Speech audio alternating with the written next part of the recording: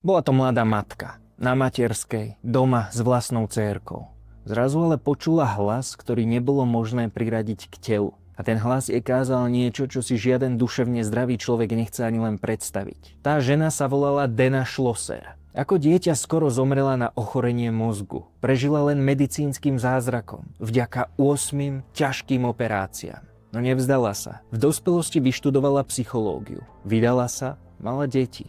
Navonok americký sen. Lenže za fasádou normálnosti pomaly vrela katastrofa. Manžel, ktorý odmietal medicínu. Cirkev tak trochu na hranici sekty, ktorá učila, že duševná choroba je posadnutie diablom. Prežila aj 3 samovolné potraty.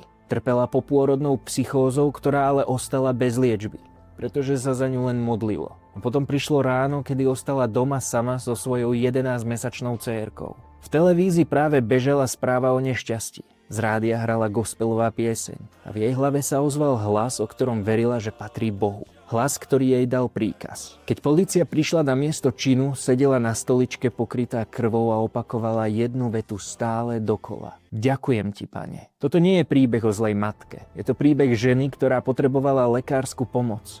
Namiesto nej dostala modlitbu. Celý prípad rozoberáme v epizóde 54 prvej série nášho krimi podcastu Vražedné psyché. V epizóde s názvom Prikázal jej to Boh. Konanie analyzujem ešte spolu s mojím nebohým starým otcom, legendárnym forenzným psychiatrom, doktorom Svetozárom Drobom.